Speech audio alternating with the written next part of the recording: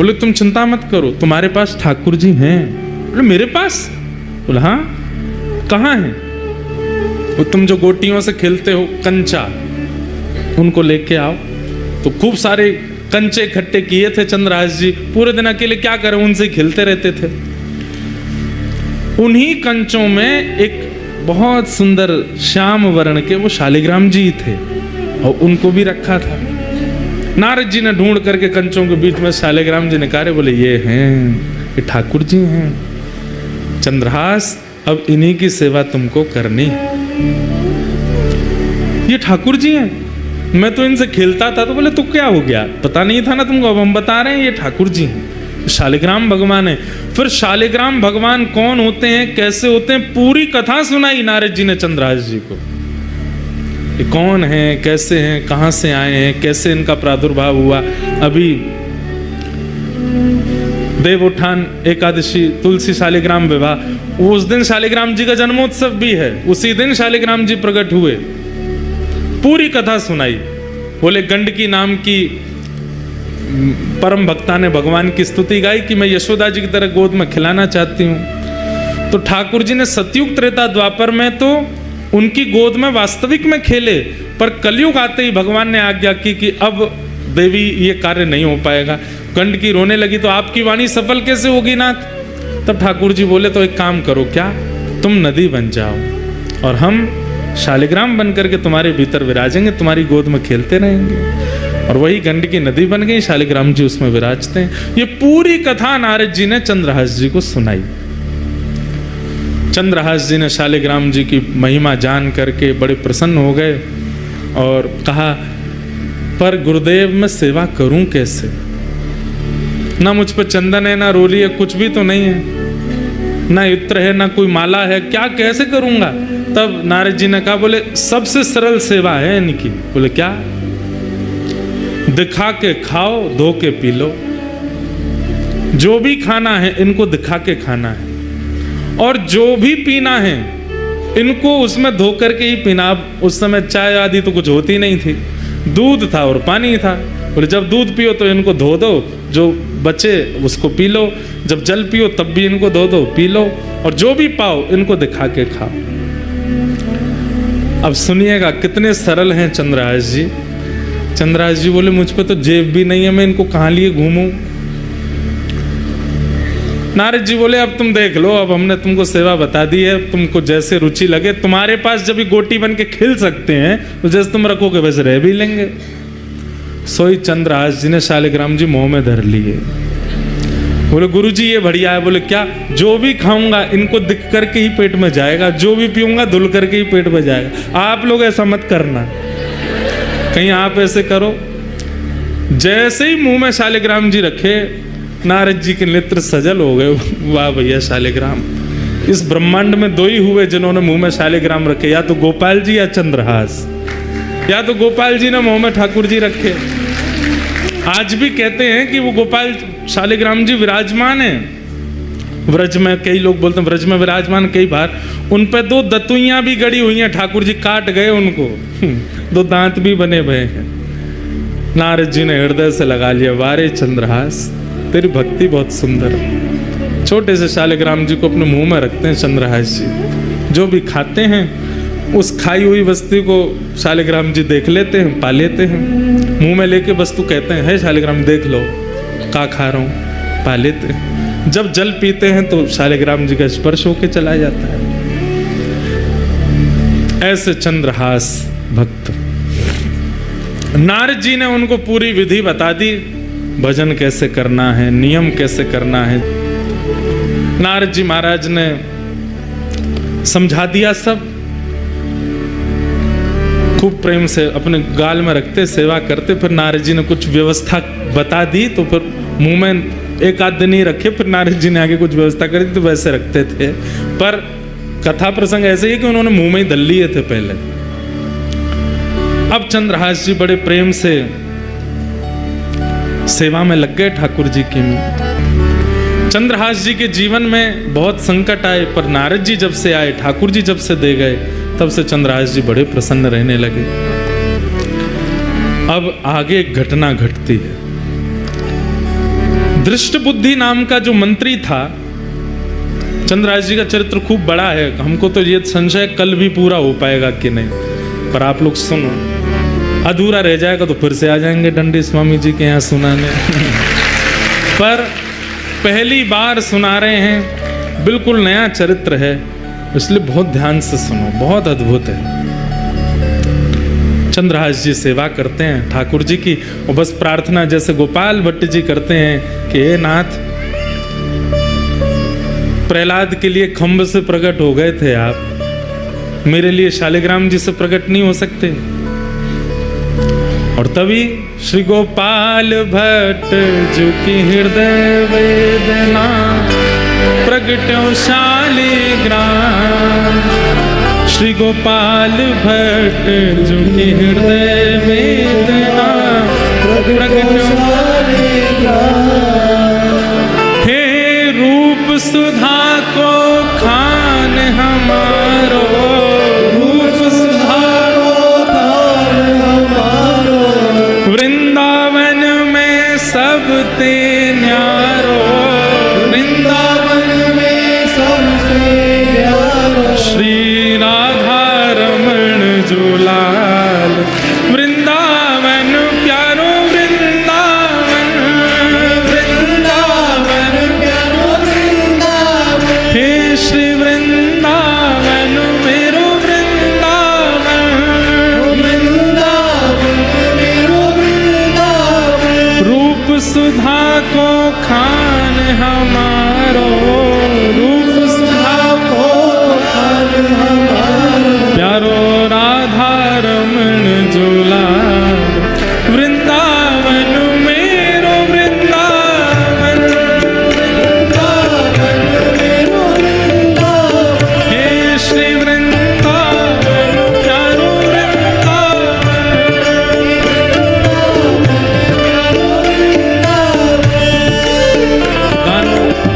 गानो तो इतना ही है, तो शालिग्राम जी की सेवा बतानी है,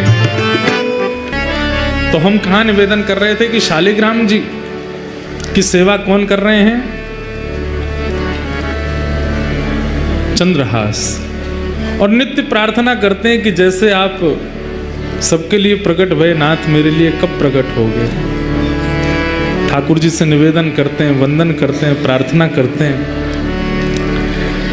अब तो बच्चे आते हैं उनके पास खेलने के लिए, सब गोटियां रखते हैं, गोटियों का ही सिंहासन है, उसमें शालिग्राम जी विराजमान रहते हैं बीच में। बच्चे कहते हैं हमको और नहीं, यही वाली गोटी चाहिए।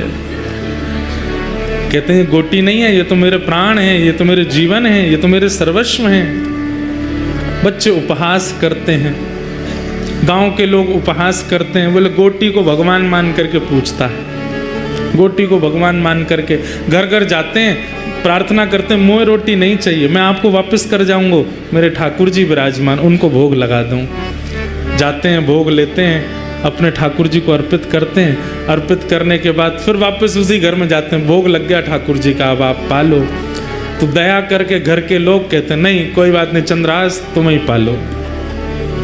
चंद्रहास जी बड़े सुंदर थे, कई बार गांव के लोग उनके रूप माधुरी को देख करके बोलते थे कितना अभागा है, इसका भाग्य कैसा है कि इसकी माँ इसको लेके आई चल बसी, आज इसका कोई भी नहीं है, पर इसका रूप देखो कितना सुंदर है, इसके रूप माधुरी आदि सब कितनी मनमोहक है। धीरे धीरे चंद्रहास थोड़े बड़े होने लगे, ऐसी स्थिति में ही रहते थे। तो दृष्ट बुद्धि जो मंत्री था उस नगर का, उसकी एक बेटी थी और एक बेटा था। बेटी का नाम था विषया। क्या नाम था? विषया। और बेटे का नाम था माधव।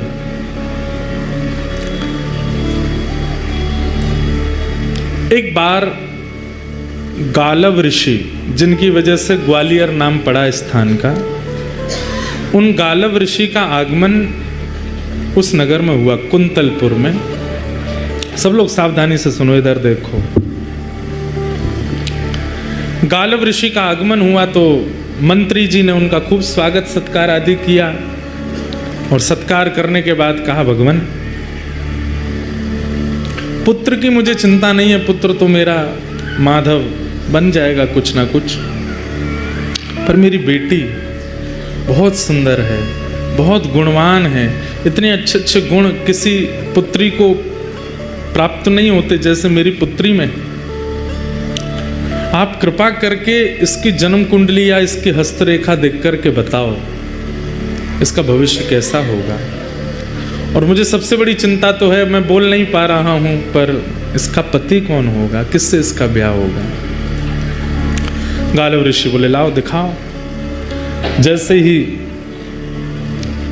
विषया का हाथ देखा, हाथ देख करके उसकी पूरी कुंडली आदि सब बना करके गालव ऋषि बोले दृष्ट बुद्धि, तुम्हारी पुत्री को परम सुंदर पति प्राप्त होगा, बहुत सुंदर। उसको देख करके सब न्यौछावर हो जाएंगे, इतना सुंदर स्वरूप उसका होगा, ठाकुर जी जैसा स्वरूप होगा। सुन करके पूरा नगर प्रसन्न हो गया, सब घर के लोग प्रसन्न हो गए, आनंदित हो गए। वाह, सुंदर वर मिलेगा। कन्या वर्यते रूपम, शास्त्र आज्ञा करते हैं। वो बात अलग है कि धन के कारण ब्याह करना पड़ता है, संपत्ति के कारण ब्याह करना पड़ता है, परिवार के प्रेशर में ब्याह करना पड़ता है, लेकिन अगर स्त्री से पूछो तो कन्या वर्यते रूपम, उसको रूप ही चाहिए कि पतिदेव जो है हमारे सुंदर हों। जो भाई लोग थोड़े सुंदर नहीं है वो उदास नहीं हो जाना, मायूस नहीं होना। रूप की सुंदरता नहीं, हृदय बुद्धि की सुंदरता, वो सुंदर होना चाहिए। वैसे सबको खुद सुंदर ही लगते हैं सब अपने आप को शीशा में जब देखते हैं तो कैसा भी व्यक्ति क्यों ना हो, वो भी उस समय बड़ी अदब में अपने बाल काटता है, उसको भी लगता है कि मैं सुंदर ही हूँ। तो सबको तो अपने आप का सुंदर ही अनुभव होता है, पर रूप की सुंदरता का क्या करना है। वो रूप नहीं है। जिस रूप से ठाकुर जी की अवलोकन ना होते हो, दृष्टि ना देखती हो,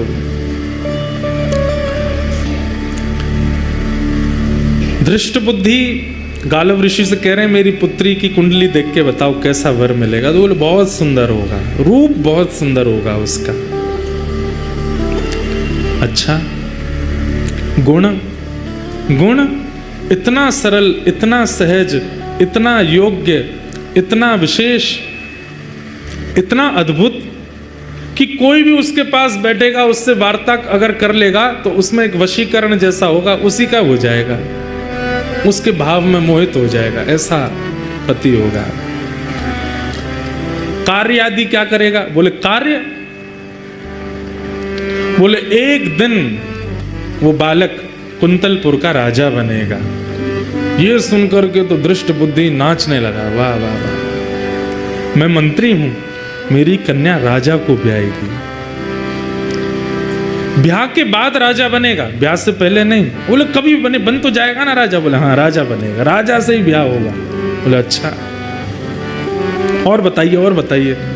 गुण बताते गए। बोले गालव ऋषि बोले सब गुण ही गुण हो ऐसा नहीं होता, कुछ अवगुण भी होते हैं। बोले अवगुण बताओ। बोले अवगुण ये, तुमसे उसका मेल नहीं खाएगा, तुम्हारी बेटी से बढ़िया चलेगी उसकी, पर तुम्हारी और तुम्हारे जमाई की बिल्कुल नहीं बनेगी। ये सुन करके अब वो दृष्ट बुद्धि सोचने लगा ये कैसे हो सकता है, मैं मंत्री हूं इस राज्य का, यहां का भावी राजा, उससे मेरी नहीं बनेगी। बोले हाँ तुम्हारी नहीं बनेगी, और जब तुम्हारी बेटी का ब्याह होगा तो तुम सबसे बड़ी बीच में रुकावट बनोगे। जब गुणों को सुनता है और अब जब अवगुणों को सुनना है तो मेल ही नहीं हो रहा है। बोले जो गुण आपने बताए उसमें मैं रुकावट कैसे बन सकता हूं? सुंदर है, गुणवान है, वशीकरण उसके अंदर होगा, और आप बोल रहे हैं उसमें भक्ति भी होगी। बोले भक्ति की चरम स्थिति, सामान्य नहीं, चरम भक्त होगा भगवान का। बोले ठीक है भक्ति चरम होगी, लेकिन राजा भी तो बनेगा वो कालांतर में, सब होगा, तो फिर मैं बीच में कैसे आ सकता हूं? बोले ये तो समय बताएगा, तुम बीच में कैसे आओगे, तुम्हारी उससे नहीं बनेगी, और तुम हर प्रयास करोगे उसको रोकने का, अपनी पुत्री का होने से। बेटी तो वहीं बैठी बैठी पिता को देखने लगी, पिताजी आप ऐसा मेरे साथ नहीं करोगे ना? बोले बेटी मैं क्यों करूँगा, अब ये बता रहे हैं वो तो सुनना पड़ेगा। ठीक है, सब बातें बताई। सब बातें बताने के बाद गालिब ऋषि ने प्रसाद आदि पाया। बोले चिंता मत करो, बहुत अच्छा भविष्य होगा तुम्हारी बेटिया का, तुम बिल्कुल निश्चिंत रहना। ठीक है, थोड़ी चिंता में तो आ गया दृष्ट बुद्धि। जैसे ही गालिब ऋषि जाने लगे तो सब लोग जाते हैं बाहर तक छोड़ने के लिए। उसी समय बाहर नगर के बालक, जिनके परिवार इतने बड़े नहीं हैं, छोटे छोटे घरों के बालक, वो सब खेल रहे थे चंद्रहास जी के साथ में। गालिब ऋषि जैसे ही बाहर निकले तो उनकी तो दृष्टि ऐसी थी, वो जिसका मुख देख लें उसका भविष्य पता चल जाता था। चंद्रहास जी जैसे ही बाहर आए, बाहर आते ही उनकी दृष्टि ऐसे घुमाई नगर के ऊपर, वहां वो बालक खेल रहे थे, बीच में चंद्रहास जी का तो आकर्षण था ही रूप में। चंद्रहास जी को जैसे देखा, ओहो, कुंतलपुर का भविष्य तो मेरे सामने खड़ा है। दृष्ट बुद्धि आया, कौन भविष्य मतलब? हे भगवान आप क्या कह रहे हैं? बोले वो बालक कौन है? वो बालकों के साथ जो खेल रहा है, जिसका स्वरूप बुद्धि इतनी सुंदर नहीं है, इतनी सुंदर है पर वस्त्रादि इतने शोभायमान नहीं, वो कौन है? दृष्ट बुद्धि बोला पता नहीं कौन है। अब ये 3 वर्ष के थे जब दृष्ट बुद्धि ने घर से निकाल दिया इनकी मां के मरने के बाद। बोले महाराज मुझे क्या पता, यहाँ तो बहुत बालक है, होगा किसी का बालक, ऐसे ही डोल रहा है, वैसे तो पता चलता है कोई दासी का आदि का पुत्र होगा। इतने में ही दृष्ट बुद्धि का पुत्र आया माधव। बोले हाँ पिताजी भूल गए, ये कौन है? बोले कौन है? बोले एक दासी नहीं आई थी हमारे यहाँ छोटे बालक को लेकर के, जिसने कहा था जो सेवा करोगे करूंगी, उसने प्राण त्याग दिए थे ये जब छोटा था। हाँ हाँ हाँ हाँ, एक आई थी, केरल देश से आई थी। बोले हाँ, वो जो बालक जिसको छोड़ के वो मरी, वही बालक है। गालिब ऋषि बोले ये वो बालक है? बोले हाँ महाराज, वो इसकी माँ हमारे यहाँ दासी थी, उसी का पुत्र, माँ मर गई, अब रहता है इधर उधर ही घूमता रहता है। गालिब ऋषि बोले इसको पास बुलाओ। पास बुलाया, सामने आकर के खड़े हो गए चंद्रहास जी, हाथ सिर पर रख दिया। स्पर्श नहीं करते थे गालिब ऋषि किसी का, चंद्रहास जी के सिर पर हाथ रखा। बोले कुंतलपुर का भावी राजा है, इस नगर का राजा होगा। सुन करके दृष्ट बुद्धि बोला आप क्या बोल रहे हैं? इसकी माँ का पता नहीं, पिता इसके हैं नहीं, परिवार कोई है नहीं, ये राजा कैसे बन सकता है? राजवंश का राजकुमार राजा बनेगा? बोले मैंने जो बोल दिया वो होगा, और सुनो देख लेना प्राण नहीं निकल जाए ये बात सुन के तुम्हारे। बोले क्या? तुम्हारी बेटी का भी इसी से ब्याह होगा, तुम्हारी बेटी विषया का इसी से ब्याह होगा, यही तुम्हारा जमाई बनेगा। सुन करके दृष्ट बुद्धि मूर्छित हो गया। गालिब ऋषि की बात दृष्ट बुद्धि के दिमाग में नहीं बैठी। उठ करके खड़ा हो गया दृष्ट बुद्धि और अब स्थिति हो गई, अभी अभी बता के गए हैं कि तुम विपरीत हो जाओगे, तुम सबसे बड़े अनर्थ का कारण बनोगे, तुम हर प्रकार से रोक टोक करोगे, आदि आदि सब बता के गए हैं। और ये भी बता गए कि यही तुम्हारे जमाई हैं आने वाले। अब उठ करके खड़ा हुआ, जैसे ही देखा चंद्रहास को, फटे से कपड़े पहन रखे थे, धूल मिट्टी लगी पड़ी है, सोने का ठिकाना नहीं, बाल कब से धोए नहीं, जटा बन गए हैं, और अपनी पुत्री को देखे विषया को। ये नहीं हो सकता, असंभव है, ये मैं होने नहीं दूंगा। भीतर चलो, बच्चों को भीतर ले गए, किवाड़ बंद कर दी। गालिब ऋषि अपना कहका करके सब चले गए वहां से। अंदर आते ही विपरीत प्रवचन करने लगा।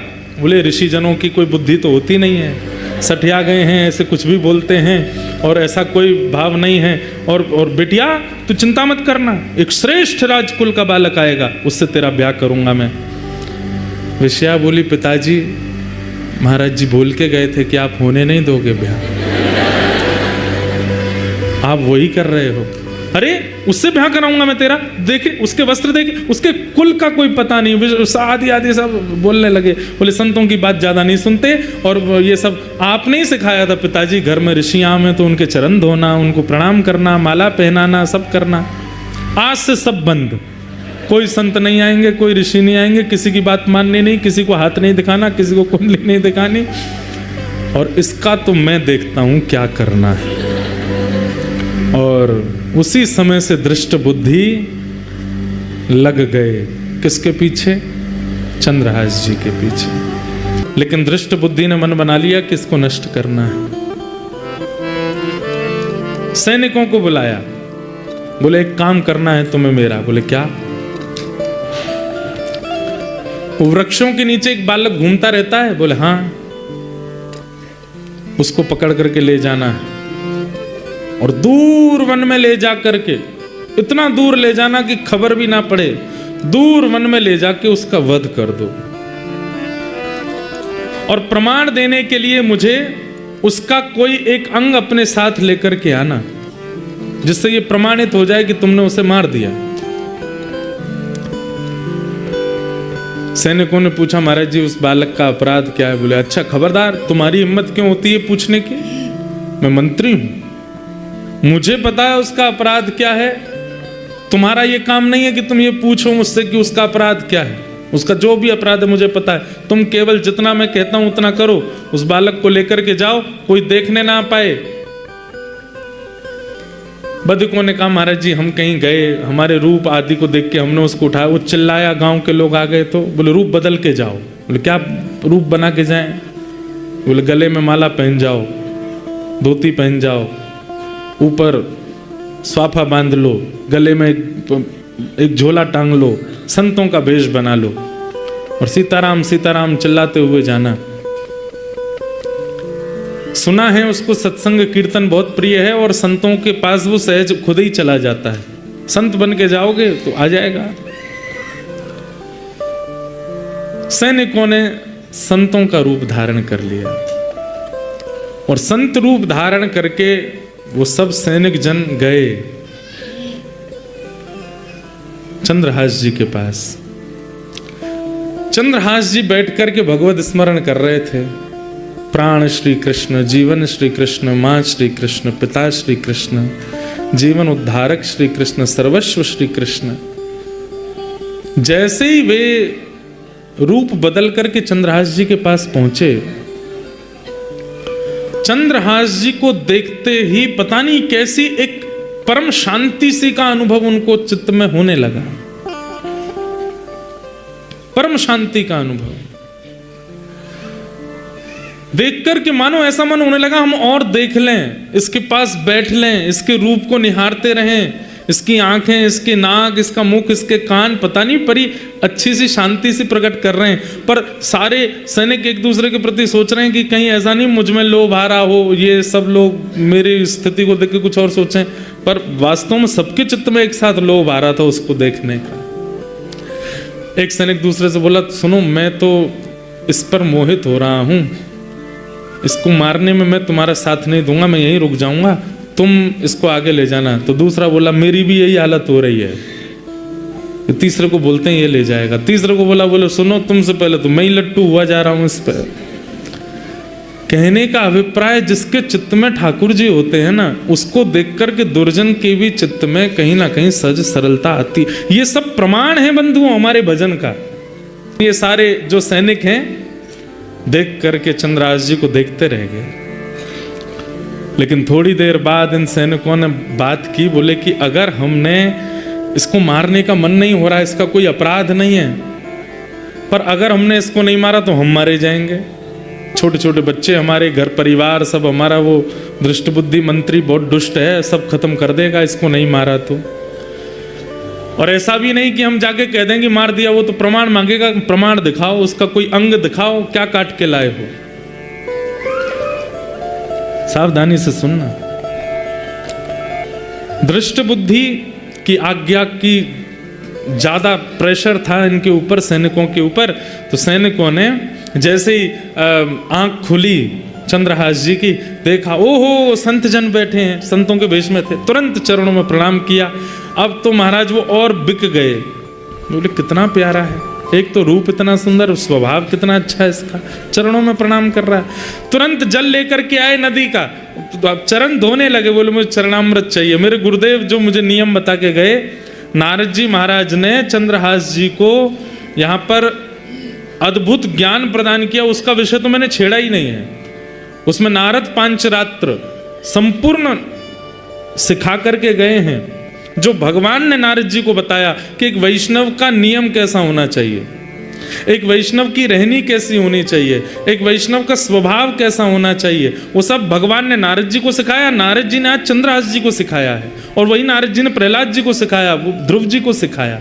तो उसमें एक नियम है, संत दिखते ही परिचय अपरिचय बाद की बात, दिख रहा है स्वरूप से संत हैं, सबसे पहले प्रणाम करो, और हो सके तो चरणामृत ले लो।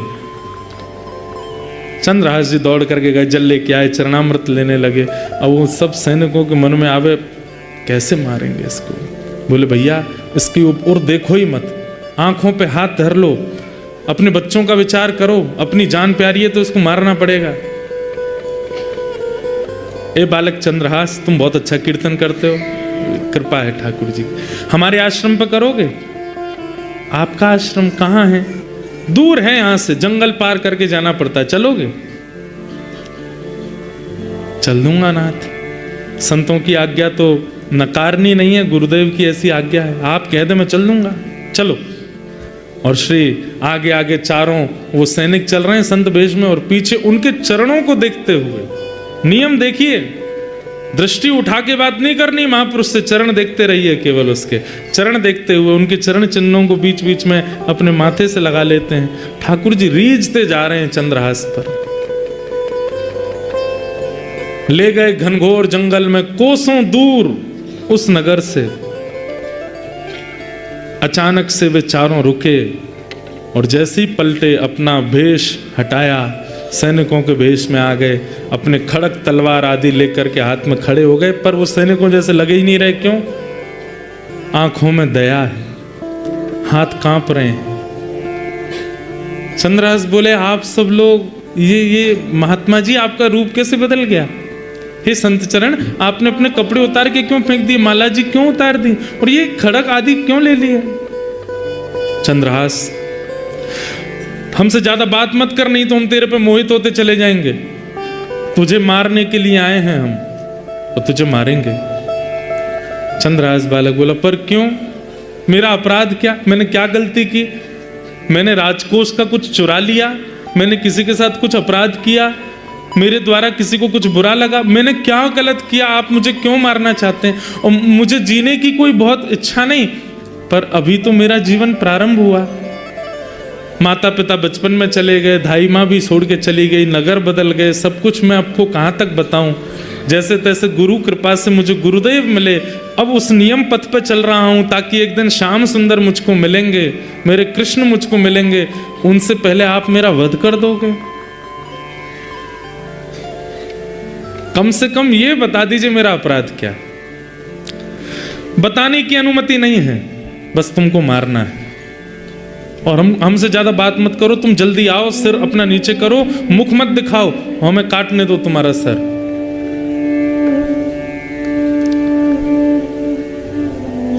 चंद्रहास बालक थोड़े घबरा गए, हाथ जोड़ करके बोले एक आज्ञा चाहिए। बोले क्या? अंतिम इच्छा मैं अपनी पूरी कर सकता हूं। बोले क्या अंतिम इच्छा है?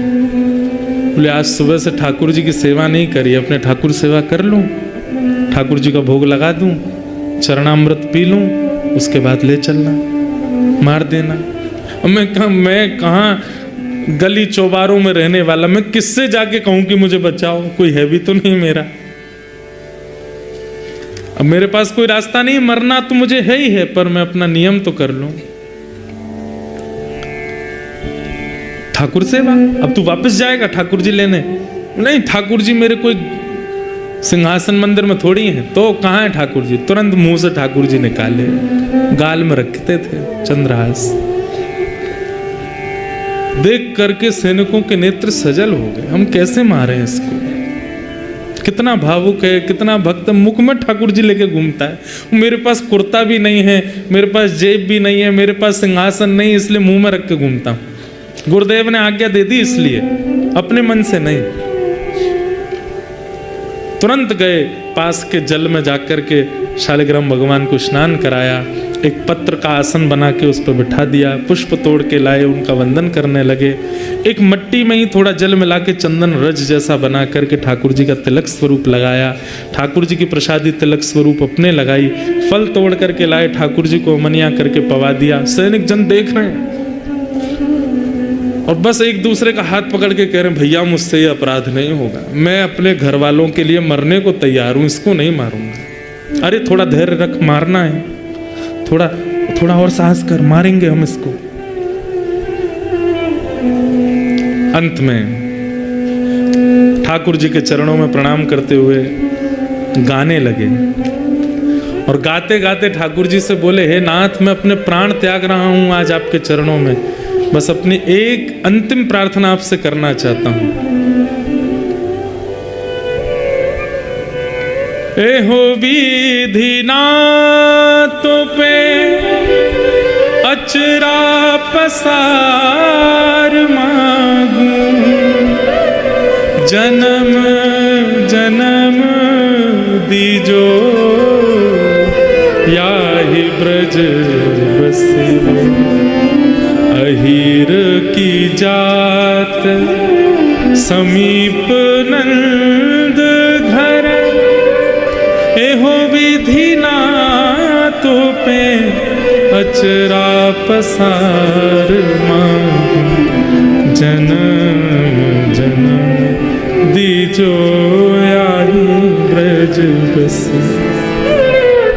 चंद्रहास जी अपनी झोली फैला करके ठाकुर जी से बोले, हे नाथ, पता नहीं इस जन्म पे तो मेरे से क्या ही अपराध हुआ कि बचपन से सब ऐसा हुआ कि मुझे समझ नहीं आता कि मैंने क्या अपराध किया। सब बिगड़ता गया, लेकिन मुझे वो बिगड़ा हुआ नहीं लगा। अच्छा, मुझे गुरुदेव नारद मिले, मुझे आप मिले, आपकी सेवा मिली, बस नाथ एक ही प्रार्थना, अगले जन्म में भी आप मिल जाना, उसके अगले जन्म में भी मिल जाना, उसके अगले जन्म, और जब जब मैं जन्म लूं आप मुझे मिलते रहना, बस मेरी यही अंतिम प्रार्थना है नाथ।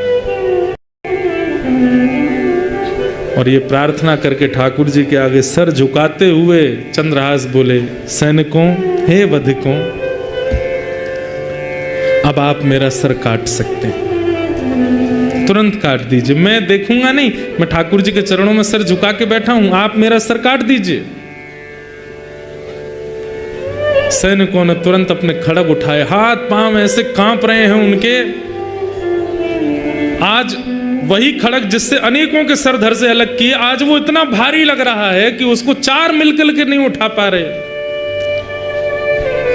हाथ से खड़ग छूट गया, चरणों में गिर गए, बोले कि चंद्रहास, हम नहीं कर पाएंगे, पर तुम बताओ, तुम तो एक भक्त हो, हम मंत्री से कैसे बचे? वो हमें मार देगा अगर हम कोई प्रमाण लेकर के नहीं गए तो। नहीं महाराज, आप मारिए मुझे, आप अपना कार्य कीजिए, आपकी क्या गलती, आप तो मंत्री की आज्ञा मान रहे हैं। तभी एक, अब देखो ये भी ठाकुर जी की कृपा है, ठाकुर जी जो करते हैं सोच समझ के करते हैं। तभी एक सैनिक की दृष्टि पड़ी कि चंद्रहास जी के पैर में 5 नहीं 6 उंगली हैं। कई लोगों के एक एक्स्ट्रा अंगूठा होता है, कई लोगों के पैर में एक एक्स्ट्रा उंगली होती है, कई लोगों को, उनको कहते तो ऐसा ही है कि वो शुभ होते हैं, जिनके 6 उंगली हैं। दृष्टि पड़ी तुरंत, अरे रुको रुको रुको रुको, चंद्रहास अपने पैर दिखाओ। पैर दिखाया तो 5, एक अंगूठा, 4 उंगली और कन्नी उंगली में 1 उंगली और थी। बोले मिल गया, बस थोड़ा कष्ट होगा तुमको, बिल्कुल चुपचाप आंख बंद कर लो अपनी। चंद्रहास जी ने आंख बंद की, करोगे क्या? बोले करो आंख बंद। आंख बंद की, वो उंगली पकड़ के उसको काट दिया और काट करके बोले बस अब तुम भाग जाओ यहां से, दिखना नहीं, हमें प्रमाण मिल गया, हम इसको जाके दिखा देंगे कि मार दिया, उंगली लेकर के आए, छोटा बालक था, मुख लाना हमने उचित नहीं समझा, उंगली नहीं आए हैं, मर गया चंद्रहास। और चरणों में प्रणाम करके चंद्रहास जी को खूब रक्त निकला। उन सैनिकों ने प्रणाम किया, बोले चंद्रहास तुम भाग जाओ यहां से, अब वैसे ही तुम कोसों दूर हो और दूर चले जाओ। और जीवन में कभी अवसर मिलेगा तो फिर देखेंगे तुमको, हम सौभाग्य मानेंगे तुम दोबारा मिले तो। उंगली छोटी सी काट करके ले गए सैनिक जन, इतने नाचते हुए आ रहे थे क्यों? मारना भी नहीं पड़ा, काम भी हो गया। यहां पर दृष्ट बुद्धि मंत्री सैनिकों को देखता है, बड़े खुश लगते हो ऐसा लगता है काम हो गया। जी हुजूर, काम कर दिया हमने, प्रमाण दिखाओ। उंगली दिखाई, देख करके हंसने लगा दृष्ट बुद्धि। संत बोलता था उससे ब्याह होगा मेरी बेटी का, संत बोलता था वो राजा बनेगा यहाँ का। ये सब संत वंत कुछ नहीं होते, इनकी बातें ऐसी रहती हैं। और अब देखो अपनी पुत्री का ऐसे कुल में ब्याह करूंगा और देखना फिर क्या होता है। अब हो गया पत्ता साफ। और ये गालव ऋषि, इनको तो कभी बुलाना ही नहीं अपने यहाँ, कुछ भी बोल जाते हैं। मंत्री से बड़े थोड़ी होते हैं संत ऋषियों की वाणी। यहां पर चंद्रहास जी थोड़े लंगड़ा रहे हैं, पैर में चोट है, रक्त बहुत निकला। अपने शालिग्राम जी को मुख में धर के कुछ फल आदि पा लिए थे, वहीं सो गए एक वृक्ष के नीचे, सो गए ठाकुर जी का स्मरण करके। पास में एक देश था, एक नगर था, और उस नगर का नाम था चंदनावती नगर राज्य। और उस नगर का राजा था, उसका नाम था कुलिंद राजा। उसकी पत्नी का नाम था मेधावती। ये कुलिंद राजा जो थे, इनके कोई संतान नहीं थी। इन्होंने अपने यहाँ ज्योतिषियों को बुलाया कि भाई मेरा वंश आगे चलेगा कि नहीं, मेरा कोई उत्तराधिकारी बन पाएगा कि नहीं, हम दोनों वृद्ध होते जा रहे हैं। तो ज्योतिषियों ने बताया, बोले आपका वंश तो आगे नहीं बढ़ेगा, तो फिर कुलिंद नगर का राज्य का राजा कौन होगा? तब उन्होंने देखा, बोले महाराज आपको एक यज्ञ करना पड़ेगा, और उस यज्ञ की पूर्णाहुति कलश लेकर के आपको जंगल में एक सरोवर है वहां जाना पड़ेगा, वहां स्नान करना पड़ेगा। जब आप वहां से लौट करके आ रहे होंगे तब आपको एक बालक मिलेगा, वही बालक आप गोद लेंगे और वही बालक कुलिंद देश का राजा बनेगा। ठाकुर जी जैसी स्क्रिप्ट राइटिंग कोई नहीं कर सकता भैया ऐसी सुंदर डायरेक्टर हो तो ठाकुर जी जैसे। हम सबकी स्क्रिप्ट लिख रखी है उन्होंने, कब कहां क्या हो जाए कुछ नहीं पता है। अब सोचिए, अब कुलिंद राजा, उसने अनुष्ठान किया, अनुष्ठान करने के बाद यज्ञ विसर्जन के लिए सरोवर स्नान करने जा रहा है। सरोवर में स्नान करके जैसे ही लौटे तो कहा था सैनिकों ने कि ब्राह्मणों ने, लौटते समय बस ध्यान से देखते आना, एक बालक मिलेगा। लौटते समय जब आ रहे थे तभी दृष्टि पड़ी एक वृक्ष के नीचे चंद्रहास जी बैठे, ठाकुर जी का स्मरण कर रहे हैं। जाते ही राजा ने उनके पास बैठे बोले पूछ तो लूं, कहीं किसी का बेटा ना हो, कहीं किसी और का ना हो, मेरे को तो अनाथ बालक चाहिए जिसको मैं अपने कुल दीपक बनाऊं। ये कौन है, इसकी जानकारी तो ले लूं। पूछा कि तुम कौन हो, तुम्हारा नाम क्या है?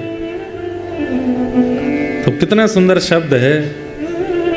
चंद्रहास जी कहते हैं, मात पिता सब कृष्ण हैं,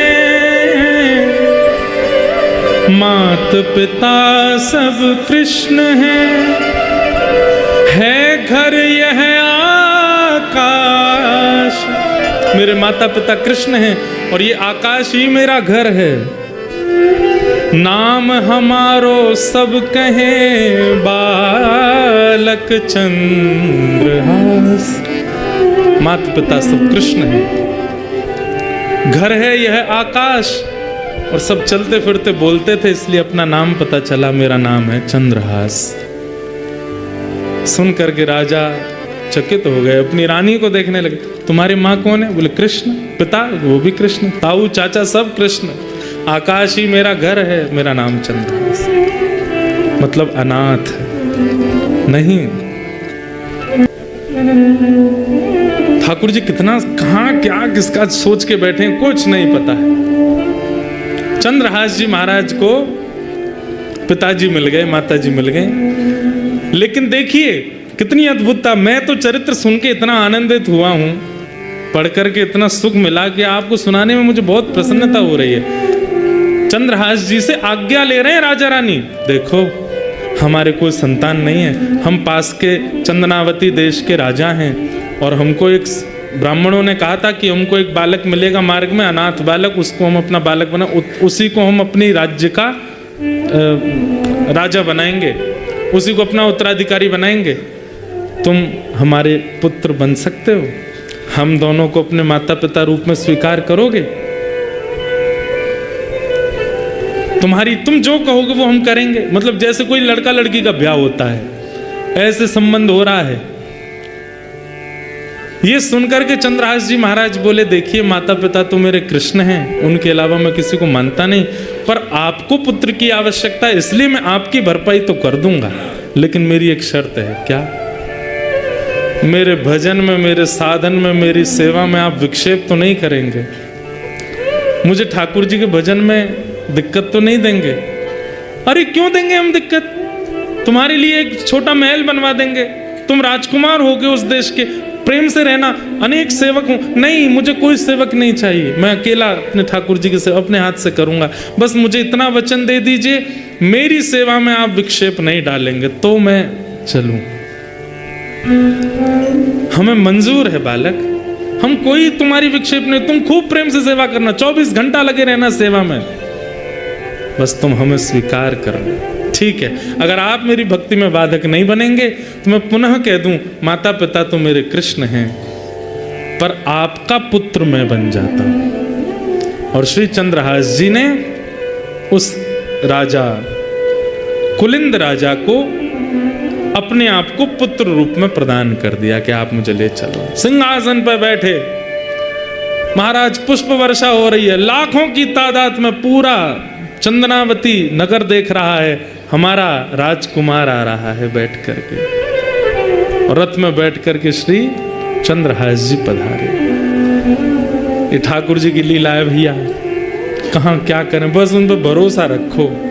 जब अनेक प्रयासों से नहीं मर रहे थे प्रहलाद जी, तब हिरण्यकश्यप ने पूछा, तूने कोई टोना किया है क्या, कोई टोटका है क्या, ये कोई प्रेत तेरी रक्षा कर रहा है क्या? बोले पिताजी ऐसा मत कहो, कोई प्रेत नहीं है, कोई टोना टोटका नहीं है, ना तो मेरा राहु बलवान, ना मेरा केतु बलवान, ना मेरा गुरु बलवान, ना मेरा सूर्य बलवान, ये सारे ग्रह नक्षत्र सब है ही नहीं, एक ग्रह है मेरे जीवन में, क्या? कृष्ण ग्रह। मीराबाई कहती हैं, बड़ी देर में ताली बजी भैया, भरोसा रखो भैया ठाकुर जी पे, ठाकुर जी ने कछु अच्छो ही विचार करके रखो है सबके जीवन के लिए। चंद्रहास जी महाराज अगर दुखी हो गए होते, ठाकुर जी ने तो बचपन से ही कष्ट दिए हैं, बचपन से ही पीड़ा दी है, तो आज एक नगर के राजकुमार भी तो बन गए। बस धैर्य रखा, ठाकुर जी की हर गतिविधि पर विश्वास है कि नहीं बढ़िया ही होगा, प्रतीक्षा करो, थोड़ा धैर्य रखो, थोड़ी प्रतीक्षा करो, कुछ अच्छा होगा। रक्त तक निकल सकता, उंगली तक कट जाएगी, प्राण तक निकलने की स्थिति आ जाएगी, पर धैर्य रखो। ठाकुर जी धैर्य परखते हैं।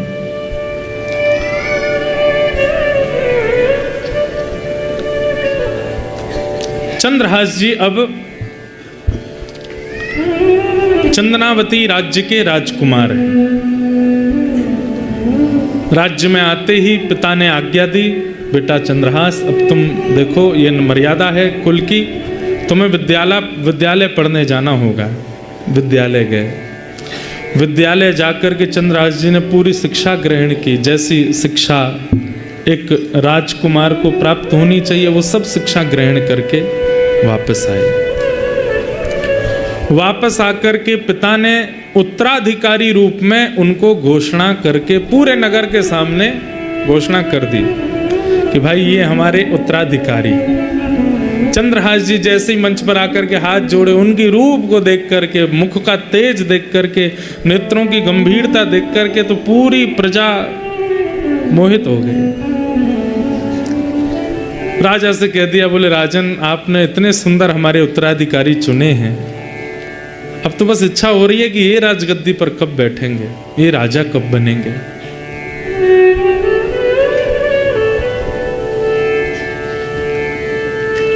अब यहां एक ठाकुर जी बहुत दिन तक सब कुछ बहुत स्मूथ नहीं चलने देते, कुछ ना कुछ तो फिर आता ही है। और अब क्या हुआ, यहां जो कुंतलपुर जहां चंद्रहास जी दासी के साथ गए थे, वहां के राजा ने मंत्री दृष्टबुद्धि को बुलाया और कहा कि भाई एक पास में नगर है, उसका नाम है चंद्रावती। बोला हाँ, बहुत महीने निकल गए, बहुत साल वर्षा होने को आया है, महीने का कर नहीं चुकाया राजा ने, उसके कर नहीं आया। ऐसा लगता है कि प्रजा के कर से खूब आनंद ले रहा है। बोले क्या करें, आप आज्ञा करो। बोले सेना लेकर के जाओ, और सेना लेकर के जाकर के या तो राजा से कर वसूल के लाओ और दुगना कर लेके आना, और देने से मना करे तो चढ़ाई करके उसको नष्ट कराना। कौन जा रहा है? दृष्ट बुद्धि। और जिस नगर में जा रहा है वहां का राजकुमार कौन है? चंद्रहास। दृष्ट बुद्धि ने तैयारी कर ली अपने सब सेना की। बोले ले लो तीर कमान तलवार सब धर लो, चंद्रावती नगर जाना है और वहां जाकर के राजा से कर मांगना, नहीं देगा तो उसको मार देंगे, उसको उसकी पूरी प्रजा को।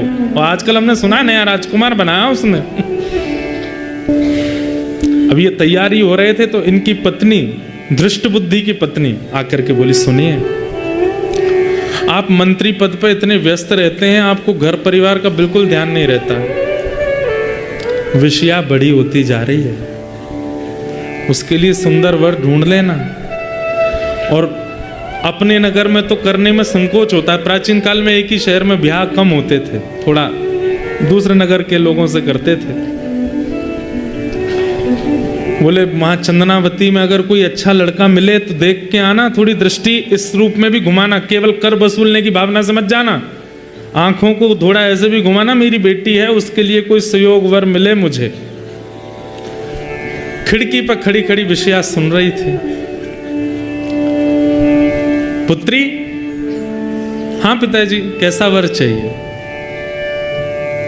ऐसी कोई इच्छा नहीं पिताजी, आप जो ढूंढेंगे अच्छा ही होगा, पर बस रूप सुंदर हो, गुण का अच्छा हो, बस और कोई मुझे ज्यादा विशेष धन से मुझको कोई लोभ नहीं, घर परिवार कैसा भी हो, बस रूप सुंदर हो और स्वभाव का मधुर हो। धृष्टद्युम्न ने बुलाया, सिर पे हाथ धरा, बोले मैं ढूंढ के लाऊंगा तेरे लिए, अच्छा वर ढूंढूंगा, चिंता मत कर। राजा ने जो कर मांगने को कहा वो बाद में होगा, पहले तेरे लिए पूरा नगर घूमूंगा, अगर कोई अच्छा लड़का मिला चंदनावती में ही कोई लड़का ढूंढ के तेरा ब्याह करूंगा। जी पिताजी। यहां दृष्टद्युम्न, वो दृष्ट बुद्धि अपने पूरी सेना लेकर के निकल रहा है, और वहां चंदनावती के राजा को अचानक याद आया और उसने चंद्रहास जी को बुलाया। पुत्र चंद्रहास, राजकुमार चंद्रहास, बोले जी तुम मिले तो हम तो इतने खो गए तुम में, इतना प्रेम तुमसे बढ़ गया, इतने आनंद में मैं और तुम्हारी माँ रहने लगे कि हमने एक बहुत बड़ी गलती कर दी। बोले क्या? हमारा जो मुख्य राज्य है जिसके अंतर्गत हम आते हैं वो कुंतलपुर है, वहाँ के राजा को हम हर महीना कर देते हैं, वो कर तो हमने दिया ही नहीं। बेटा वो कर पूरा वापस करना है राजा को, और मेरे मन ऐसा है कि तुम भी साथ चलो, मैं राजा से थोड़ा परिचय भी करा दूंगा कि हमारे राजकुमार, जो आज्ञा पिताजी। और सुनो, कर थोड़ा जितना है उसका दुगना ले लेते हैं, कहीं राजा क्रोधित ना हो, उसको दे आते हैं। बड़े राजा तो वही है, हमारा तो नगर छोटा है। जी पिताजी। पूरी तैयारी होने लगी, यहां पर सब कर आदि इकट्ठा करने लगे, सब धन आदि सब बैलगाड़ियों में सजाने लगे। इतने में ही शंखनाद हुआ। बोले शंखनाद किस बात का? बोले कुंतलपुर के महामंत्री दृष्ट बुद्धि अपनी सेना लेकर के आए हैं और राजा को कह रहे हैं कि वो स्तब्ध हो जाए, उससे कुछ कठिन चर्चा करनी है हमें। राजा चंद्रावती के बोले बेटा चंद्रहास, हम तो करने ही जा रहे थे पर देखो अब मंत्री ही आ गया, अब बात तो करनी पड़ेगी। अंदर सिंहासन पर जाके बैठे मंत्री, बड़े नगर का मंत्री भी राजा के समान पूजनीय, उसका खूब स्वागत किया, वंदन किया, ला करके बिठाया। मंत्री जी ने आगे कहा, बोले राजन, हमें ऐसा लगता है कि तुम बहुत ज्यादा जो है धन के मद में भूल गए, कर नहीं दिया तुमने कुंतलपुर का। महाराज देखिए, कर पूरा रखा है, दुगना रखा है, आप पहले तो ये ले लीजिए। मैं वैसे वहीं आ रहा था देने, आपको आने की कोई आवश्यकता नहीं थी, पर मेरी एक बात सुन लीजिए। एक शुभ घड़ी आई थी हमारे नगर में जिसके कारण ये सब विक्षेप हुआ। क्या, कैसी शुभ घड़ी? आप तो जानते हैं कि हमारे कोई संतान नहीं। संतों ने आज्ञा करके कहा था कि एक यज्ञ के बाद एक लावारिश बालक मिलेगा, वही तुम्हारा पुत्र होगा, उसको तुम राजकुमार बना देना। तो वो बालक मिला, तब से हम इतने प्रसन्न हो गए थे, उसके चक्कर में हम कर देना भूल गए। कहाँ है बालक? ये खड़ा है। दृष्ट बुद्धि ने जैसी दृष्टि घुमाई, रूप देखा, नेत्र देखे, नासिका देखी, कहीं तो देखा है इसको। तुम देखे देखे क्यों लगते हो? इधर आओ थोड़ा। अब चंद्रहास जी का नियम, वो झूठ बोलते नहीं थे। छोंक लगा बहुत जोर से, कहीं से छोंक लगाए हैं।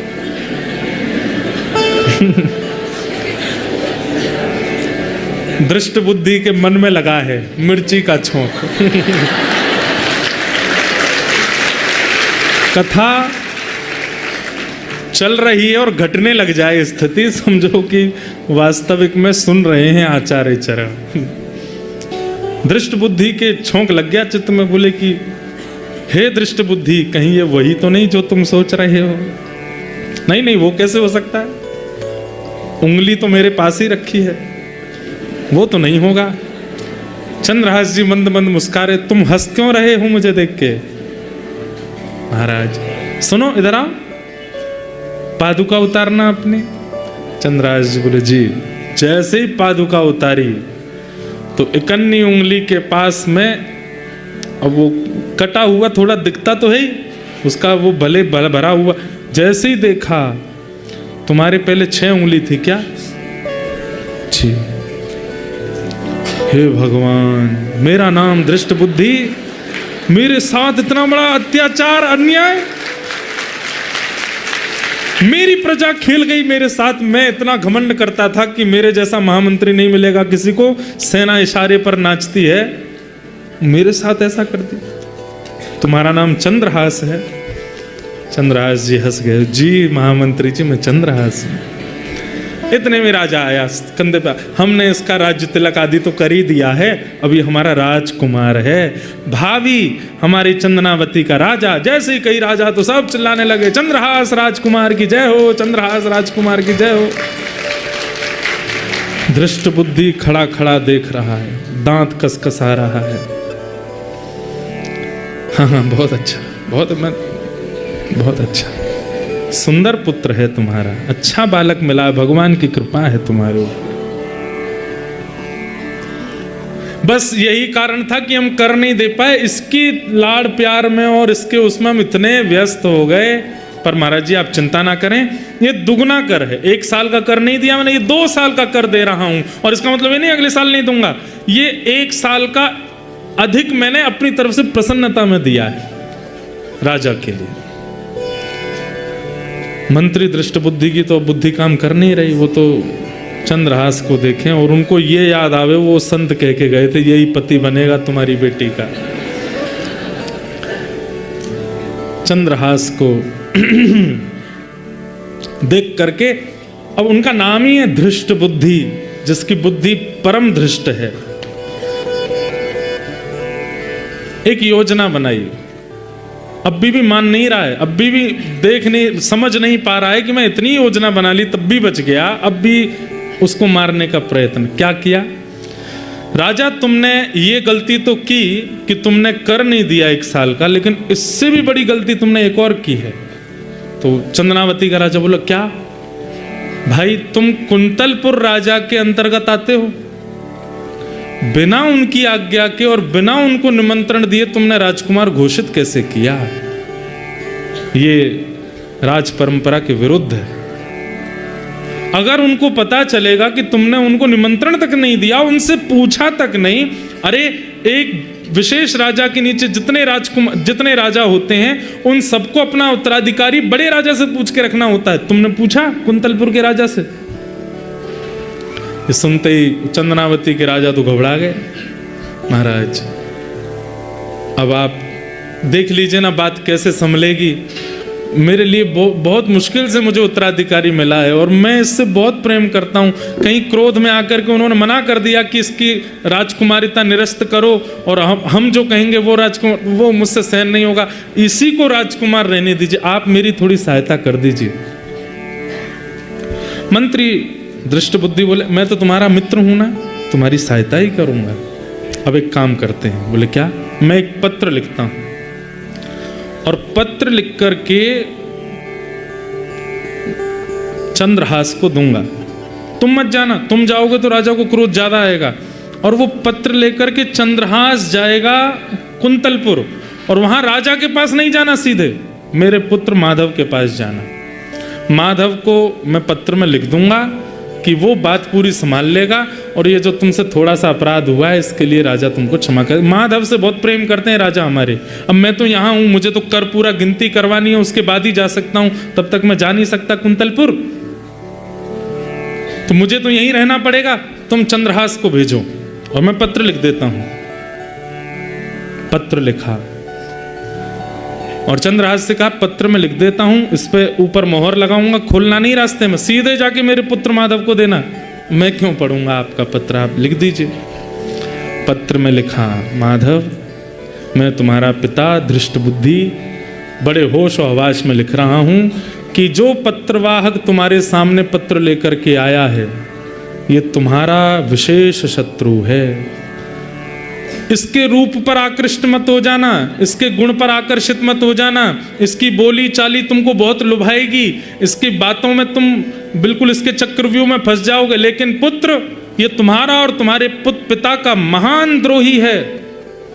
बिना कोई संकोच करे और बिना मेरी प्रतीक्षा करे, बिना किसी से पूछे योजना बना करके इसको विष दे देना। नीचे अपना सिग्नेचर कर दिया दृष्टबुद्धि और लिख करके उस पर सील लगा दी, ऊपर स्टैंप लगा करके ऊपर लिख दिया, प्रिय माधव। चंद्रहास इधर आओ, खोलना नहीं इसको। नहीं, मैं क्यों खोलूंगा, लेके जाओ और सीधे मेरे पुत्र माधव के पास जाना, जा करके उसको दे देना, वो सब बात संभाल लेगा। राजा मैंने संभाल ली तुम्हारी। अरे मंत्री जी आप तो बड़े हमारे कृपालु, कितनी कृपा आपकी हमारे ऊपर है। निकल पड़े चंदनावती से। रात्रि में एक घोड़े पर बैठ करके परम भक्त श्री चंद्रहास जी रास्ते भर कीर्तन करते जा रहे हैं, ठाकुर जी का स्मरण करते हुए जा रहे हैं, बड़े भाव से ठाकुर जी को याद कर रहे हैं। रात भर हो गई चलते चलते, सुबह पहुंचे कुंतलपुर। बहुत सुंदर कथा है बंधुओं, भाव से सुनो, ठाकुर जी कैसी कृपा करते हैं। कुंतलपुर जैसे पहुंचे तो ये तो इनका पुराना नगर था ही, बचपन की सारी यादें आ गई। मेरी माँ मुझे लेकर के यहाँ आई थी, यहाँ पे हम लोग रहे थे, ये मंत्री जी का घर है, यहाँ पे हम खाते थे, यहाँ पे खेलते थे, सब मन में घूमने लगी बातें। दृष्टबुद्धि ने विचार किया, वो चंद्रहास जी ने विचार किया, सुबह सुबह का समय है, अभी तो सब भोर में जग रहे होंगे, अभी सीधे माधव के पास जाना, मुझे लगता है कि वो भी स्नान ध्यान कर रहा होगा, अभी क्या सीधे उसके पास जाता हूँ, ये पास में बगीचा है, यहाँ पर रुक करके थोड़ा अपने ठाकुर जी की सेवा कर लूँ, स्नान ध्यान कर लूँ और सेवा आदि करके फिर चलेंगे माधव के पास। बगीचे में पहुंचे, जाके स्नान किया सरोवर में, जल लेकर के अपने मुख से ठाकुर जी निकाले, सेवा करी, सेवा आदि करके ठाकुर जी को बढ़िया प्रसाद भोग लगाया फलों का। फल पा लिए तो चंद्रहास जी रात भर सोए नहीं, घोड़ा चलाए थे तो थोड़ी थकान सी लगी उनको। अपनी पाग उतार के नीचे रखी, पाग के ही जैसे ऐसे पाग बांधते हैं तो एक पाग के छोड़ में ही वो पत्र रखा था, रख दिया।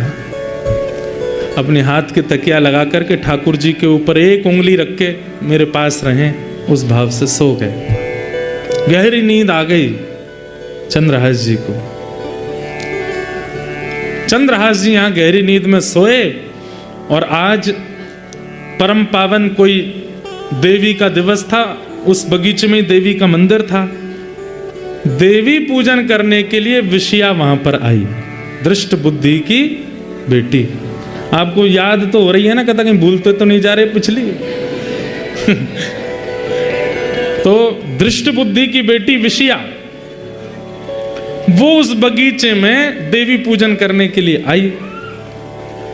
देवी पूजन करने के लिए सब सखियों के साथ में आई थी। ये देवी मंदिर में ही मिलते हैं सबको। रुक्मणी जी को कृष्ण मिल गए देवी मंदिर में, सीता जी को राम जी मिल गए देवी अर्चना में, आज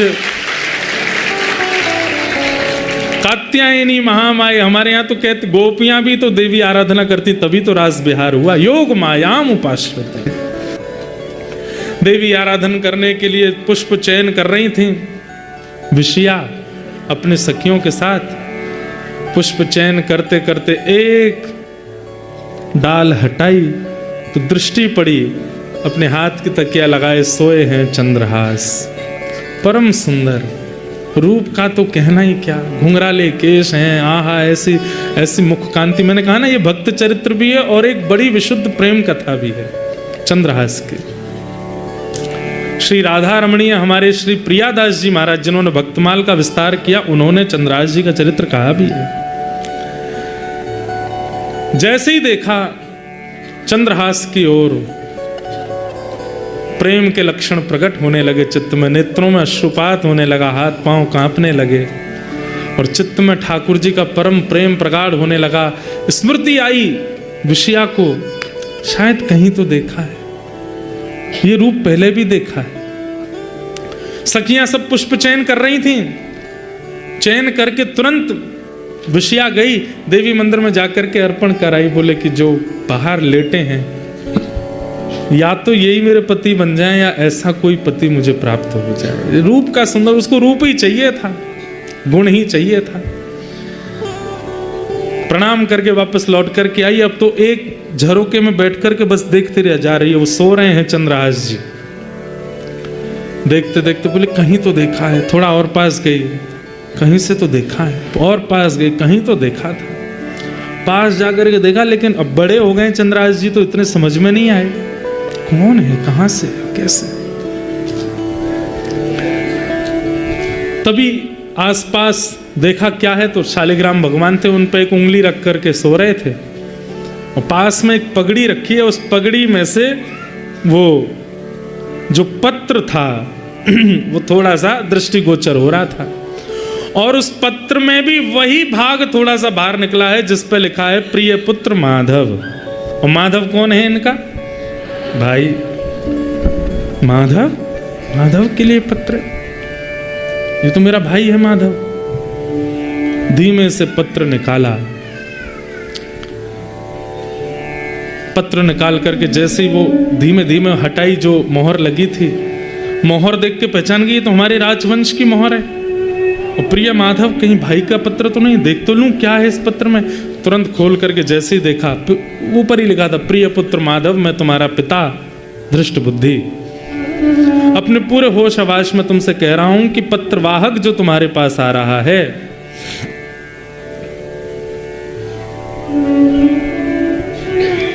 ये तुम्हारा शत्रु है और तुम बिना किसी विचार के, बिना किसी चिंतन के मेरी प्रतीक्षा मत करना, इसको विष दे देना। मेरा प्रतिक्षण मत करना। एक थोड़ी सी सुधार करने वाली बात अभी अभी याद आई।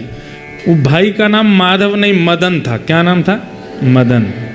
वो क्यों समझ में आई बात? क्योंकि संस्कृत में पत्र लिखा था और उसमें ये भाव, जब विषया पढ़ रही है अपने पिताजी का पत्र, तो प्रिय पुत्र मदन, मैं तुम्हारा पिता दृष्ट बुद्धि पूरा पत्र लिख रहा हूं, इसको ध्यानपूर्वक पढ़ना, मेरी प्रतीक्षा मत करना, इस पत्र को पढ़ करके ऐसे ऐसे कर। तो वो जब पढ़ रही थी तो उन्होंने पहले पत्र की पंक्ति देखते ही सोचा पिताजी गए हैं मेरे लिए वर ढूंढने के लिए, हो सकता है उनको वर मिल गया है और उसी वर के संकेत भाई को भेजा है। तो जहां पर लिखा था कि मदन, ये जो पत्रवाहक आया है तुम्हारा शत्रु है, तो मदन का एक अर्थ होता है कामदेव, और कामदेव यानी कि बहुत सुंदर है कामदेव। उस काम का शत्रु कौन है? उसकी सुंदरता को नष्ट करने वाले श्री कृष्ण हैं। तो मदन का शत्रु मतलब कि भाई कामदेव को भी लज्जित करने वाला जो ये पत्रवाहक सुंदर आया है, इसको तुम विष प्रदान कर देना, बिना मेरा चिंतन किए, बिना मेरी प्रतीक्षा किए इसको विष दे देना। तो विषया ने सोचा ये पिताजी ने पत्र लिखा है भैया को बताने के लिए कि जो पत्रवाहक है ये मेरे लिए सुंदर वर है, जिसकी सुंदरता कामदेव को भी लज्जित करने वाली, और है ही इतने सुंदर हैं। पर जल्दी जल्दी में पिताजी ने विषया की जगह विष लिख दिया है। विष दे देना। पिताजी ने जल्दी जल्दी में विषया की जगह विष लिख दिया है। पर भैया के पास ये पत्र मैं लेके जाऊंगी तो बात अलग जाएगी, इनको ही जाना चाहिए, पर मैं इसको कैसे ठीक करूं? काली स्याही से लिखा है। तुरंत विषया ने एक नुकीली कुछ सीख निकाली और अपने आंखों का काजल लेकर के उस पर लगाया, सीख पर। वो संस्कृत में पूरा लिखा था, विषयस्मयी प्रदायतम। अगर प्रदायतम करें तो इसका अर्थ होगा कि इसको विष दे दो। अब उन्होंने सोचा कि विषयस्मयी को विषयामयी कर दूं तो मतलब मैं हो जाऊंगी। तो उन्होंने क्या किया, विषयास्मयी प्रदातव्या, एक आ की मात्रा पीछे लगाई, एक आ की मात्रा आगे लगाई अपने आगल के आंख के अंजन से, और पत्र का पूरा अर्थ बदल गया। पत्र का अर्थ क्या हो गया कि हे प्रिय पुत्र मदन, ये जो पत्रवाहक तुम्हारे सामने आए हैं ये मदन का शत्रु है, यानी कि मदन मतलब कामदेव को भी लज्जित करने वाली इसके रूप है। तुम मेरी प्रतीक्षा मत करना, मेरे आने का चिंतन मत करना, मेरे आने की खबर मत देखना। जितना जल्दी हो सके बिना किसी से पूछे विचारे, किसी को बिना बताए तुरंत इसको विषया प्रदान कर देना, इससे विषया का ब्याह कर देना। विषया कर दिया। विषया करके तुरंत वो लेके और कहीं से कुछ गर्म सा कुछ लाई, उससे वो जो मोहर थी उसको थोड़ा पिघला करके और उसको पुनः लगा करके मोड़ मरोड़ करके फिर से पाग में धर के और विषया बलैया लेकर के भाग गई वहां से। बढ़िया होगा। जाके भैया से बोले भैया जल्दी तैयार हो जाओ। क्यों? कोई आ गया तो मेहमान, तैयार रहो। ठाकुर जी की लीला अद्भुत है। यहां थोड़ी देर बाद चंद्रहास जी की नींद खुली। नींद खुलने के बाद देखा सूर्य खूब ऊपर आ गए। बोले अरे बहुत लंबा सोया मैं तो। पाग देखी, अपनी पाग में पत्र आदि सब रखा था, उसको और संभाल के पाग वाग पहनी। ठाकुर जी मुंह में धरे गाल में और अपना सब व्यवस्थित करके तुरंत घोड़े पर बैठे और टप टप करते पहुंच गए महाराज मंत्री दृष्ट बुद्धि के घर पर। मदन ने देखा घोड़े पर बैठ करके परम सुंदर परम प्रवीण कोई आया है। आते ही उसको देखा, बोले कहीं तो देखा है, कहीं तो देखे हो तुम। कौन हो भैया? अरे मदन भैया मुझे भूल गए, आपको पूरी नगरी मंत्री पुत्र कहती है। बचपन में एक आपका सखा था, दासी पुत्र उसको सब कहते थे। अच्छा चंद्रहास? बोले हाँ भैया चंद्रहास। अरे भैया तुम्हारे संग तो बहुत खेले हम, इधर आओ, हृदय से लगा लिया। बोले तुम तो पहचान में ही नहीं आए। बोले भैया बस सब आयु बढ़ गई, लेकिन बहुत अच्छा लगा कि आप मुझे मिल गए। अरे तुम तो बचपन में ऐसे ही रहते थे, आज बड़े सुंदर लग रहे हो, बड़े मधुर लग रहे हो, तुम्हारा रूप कांति सब बिल्कुल बढ़िया, और ये राजकीय वस्त्र पहन के कैसे, क्या खबर? चंद्रहास जी ने सब बताया। बोले ऐसे ऐसे मैं तो वहाँ चला गया था, वहाँ पर एक राजा ने मुझको गोद ले लिया और अपना राजकुमार। अरे तुम राजकुमार बन गए? बोले जी। बड़े भले पधारे भैया, बताओ कैसे आगमन हुआ? बोले हमारे नगर चंद्रावती में पूज्य पिताजी पधारे हैं दृष्टि। हाँ हाँ पिताजी चंद्रावती तो गए? बोले हाँ, तो उन्होंने पत्र भेजा है आपके लिए, ये पत्र है। पत्र खोल करके तुरंत वो हटा करके पत्र खोल करके, प्रिय पुत्र मदन, तुम्हारे सामने जो खड़ा है पत्रवाहक, ये मदन का शत्रु है, काम को लज्जित करने वाला है। इसकी सुंदरता पर, इसकी भाव पर, इसके सब पर मदन मोहित होता है। इसलिए ठाकुर जी को मदन मोहन कहा जाता है, क्योंकि काम भी मोहित होता है उनके रूप पर। तुम इसके रूप को देख करके मेरी प्रतीक्षा मत करना, मेरे आने का विचार मत करना, मैं आऊं तभी सब काम हो, ऐसा कोई भाव मन में मत रखना। मेरे आने से पहले ही बिना किसी को बताए, बिना खबर दिए, बिना निमंत्रण दिए विषया को इसको प्रदान कर देना। अब पत्र देखते जा रहे हैं, सामने देखें मदन के नेत्र सजल हो गए। बोले मेरे जीजाजी खड़े सामने। दौड़ करके गए, तो सबको तो नहीं बताना, माँ को तो बताना। माँ माँ माँ सुनो। बोले हाँ क्या हुआ? हमारी बहन के लिए सुंदर वर मिला है माँ। कहाँ है? पिताजी ने लिख करके भेजा है, विषया को दे दो, और कह रहे हैं मेरी प्रतीक्षा मत करना, तुम विवाह कर दो विषया का। कहाँ है? जमाई राजा का। बोले द्वार पर खड़े। बाहर आकर के देखा तो बाहर चंद्रहास जी खड़े थे, हाथ जोड़े। आहा बारी जाऊं, कितने सुंदर हमारे जमाई राजा। लाला जल्दी कर। विषया को बोला, विषया जल्दी आओ। बिटिया तुम्हारी शुभ घड़ी आ गई, देखो सुंदर पति आए हैं। देखा भी नहीं विषया, मुझे मंजूर है माँ, करा दो करा दो, अब देरी मत करो। पिता बेटी एक बात लेकिन कष्ट की है। बोले क्या? पिता ने कहा है कि वो नहीं आ पाएंगे। कोई बात नहीं माँ, आते रहेंगे पिताजी, आप तो मेरा ब्याह कराओ जल्दी।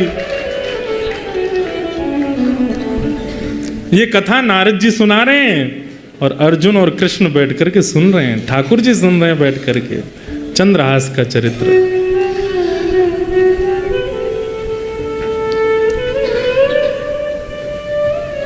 अब देखो संयोग कैसे बनते हैं। बेटा किसी को तो नहीं बताना, मैं हूं, तुम हो और विषया है और जमाई जी हैं, बस हम में ये ब्याह कर लेंगे, लेकिन ब्याह पढ़ाने वाले पंडित जी तो चाहिए। जाओ कोई पंडित जी को बुला लाओ। अब ये मदन जैसे ही निकल रहा था घर से, इतने में गालव ऋषि आ गए सामने, जो कह के गए थे कि इनका ब्याह होगा। तो हे ऋषिवर, बोले जी मेरी पुत्री की कुंडली देख करके बता दीजिए उसका ब्याह नक्षत्र कौन सा, जल्दी करना है, जितना जल्दी हो सके करना है। पिताजी ने आज्ञा करी है, जितना जल्दी हो सके विषया दे दो। गालव ऋषि भीतर आए, मंद मंद मुस्कुरा रहे थे, सब जानते तो थे ही। कुंडली देख करके बोले हमारी बात सुनिएगा ध्यान से। माता जी बोले हाँ बताइए। बोले आपकी पुत्री, इसका ब्याह अगले एक घड़ी के अंदर नहीं हुआ, अगर 24 मिनट के अंदर नहीं हुआ तो आगामी 24 वर्ष तक इसके लिए वर नहीं मिलेगा। एक घड़ी के अंदर इसका ब्याह होना चाहिए। अब मदन बोला 24 मिनट में ब्याह कैसे हो? अरे तुम धृष्ट बुद्धि मंत्री के पुत्र, तुमको क्या देर लगे? मैं बस नाम बोलता जाऊंगा, सामग्री देते जाना मुझको, मैं कराता हूं ब्याह। मुख्य मुख्य विधि होंगी। कौन कौन सी मुख्य विधि होंगी? बोले सिंदूर दान होगा, 4 सप्तपदी बोलते हैं, होते 4 ही हैं, 4 फेरे पड़ेंगे, और क्या कहते हैं गठबंधन होगा, गठजोड़ा होगा, और अब पिताजी तो है नहीं, तो माताजी एक हाथ से माँ बन के एक हाथ से पिता बन के दोनों को आशीर्वाद दे देंगे। मैं ऋषि हूँ, मैं दोनों को आशीष दे दूंगा, अग्नि प्रज्वलित होगी। और अब देखो तुम समय गवा रहे हो, दृष्ट बुद्धि के पुत्र मदन, तुम तो केवल लगे रहो, मैं सामग्री मांगू देते जाना, आप लगिए। पिताजी तुरंत कहा, विषया जिन वस्त्रों में हो उनमें ही आ जाओ। विषया बोली मैं पहले ही तैयार बैठी थी तो मुझे पता था होना है। यहाँ चंद्रहास जी महाराज बोले, मैं तो ऐसे ही आया हूँ, माता पिता मेरे नए नए बने हैं, उनको तो बता दो। कोई नहीं बताना, बैठो। मुझे नहीं पता था कि दृष्ट बुद्धि मुझसे इतना प्रेम करते हैं कि पत्र में लिख के भेज देंगे ब्याह कर दो। गालव ऋषि बड़े प्रसन्न हैं। यहाँ ठाकुर जी और अर्जुन बड़े उछल उछल करके आनंद कर रहे हैं। नारद जी कथा सुना, वाह जय हो, आनंद आ गए, आनंद आ गए। अर्जुन बोले, आनंद क्या, इस सब रचना तो आपकी है, खुद ही खुश हो रहे हो सुन सुन के। गालव ऋषि बोलते जा रहे हैं, मंत्र पढ़ते जा रहे हैं। हाँ अब भाई सुपारी लाओ। एक हाथ से लेता है, दूसरे हाथ से देता है मदन, लेते जाओ आप, अक्षत लीजिए, रोली लीजिए, चावल लीजिए, ये डलवाओ वो डलवाओ। और महाराज 4 पदी हो गई, सिंदूर दान हो गया, गठ जोड़ा कर दो, दोनों के गठबंधन जोड़ा कर दिए, जयमाल आदि जो भी करनी सब हो गई। माता जी खड़ी हो जाएं, इनके चरण स्पर्श कर लो, अब ऋषि के आशीर्वाद ले लो। बोले देखो मैं पहले नहीं बताया क्योंकि विलंब हो जाता, पर अब जिस घड़ी में तुम्हारी बहन का ब्याह हुआ है, तुम्हारे बहन अब सदा सर्वदा के लिए इसका सुहाग अजर रहेगा। ये जो तुम्हारे जीजा जी हैं ना, ये मृत्यु को प्राप्त नहीं होंगे। बोले ऐसे कैसे मृत्यु को प्राप्त नहीं हो, तो तुमको क्या करना है, ऐसे कैसे नहीं होंगे, तो नहीं होंगे, नहीं होने चाहिए, तुम्हारी बहन सदा सुहागन बनी रहे। और दूसरी बात, अभी तो ये दूसरे देश के राजकुमार हैं, परंतु भविष्य में जिस नगर के तुम मंत्री के पुत्र हो, ये वहीं के राजा बनेंगे, ये इसी नगर के एक दिन राजा बनेंगे। ठाकुर जी कैसी लीला करते। माधवदास भक्त की चरित्र की कथा आती है ना, जगन्नाथ भगवान के परम भक्त श्री माधवदास जी, अतिसार का रोग हो गया। जगन्नाथ महाप्रभु सेवा करने के लिए पधारे तो बोले, ठाकुर जी आप सेवा कर रहे हो, रोग दूर कर दो मेरा। आप मेरे मैले कुचैले वस्त्रों को साफ कर रहे हो, मैं मलमूत्र का त्याग बिस्तर पर कर रहा हूं, उसको साफ कर रहे हो, मेरा रोग ठीक क्यों नहीं कर देते।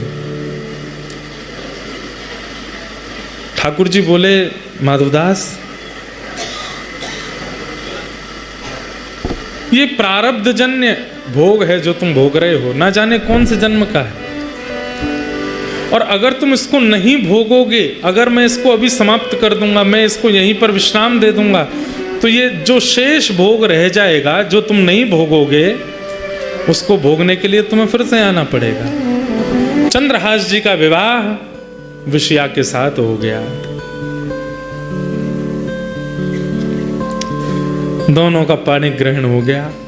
गालव ऋषि बड़े खुश, बेटा पिताजी कहाँ हैं तुम्हारे। बोले पिताजी ने तो आज्ञा करी थी, पिताजी तो वहाँ हैं, चंदनावती नगर गए हैं कर लेने के लिए, उन्हीं का पत्र आया था कि विवाह कर दो, विषया दे दो। पत्र दिखाओगे मुझे।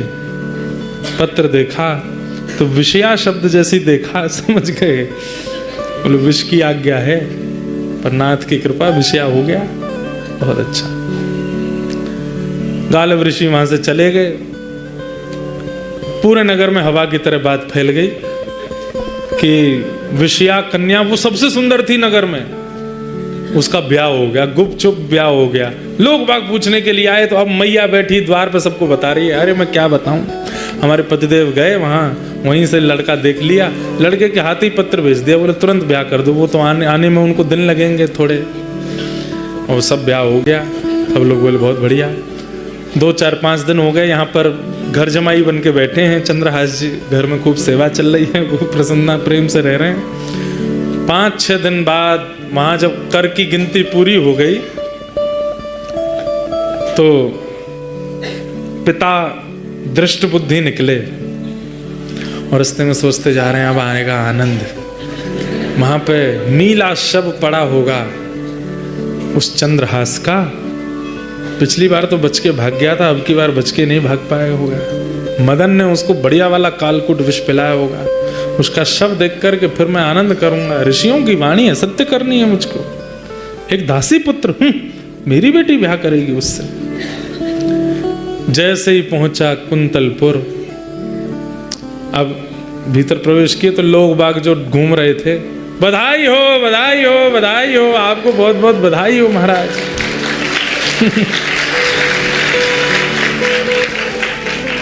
काय बात की बधाई? क्या हुआ भैया, तुम सब लोग बधाई क्यों दे? अरे क्या सुंदर वर भेजा आपने विषया के लिए। हम तो बचपन से सोचते थे इतनी सुंदर है विषया, उसके लिए सुंदर वर कैसे मिलेगा। दृष्ट बुद्धि जी को इतना सुंदर वर तो नहीं मिल सकता, पर आपने भी बिल्कुल ये समझिए नहले पे दहला दिया।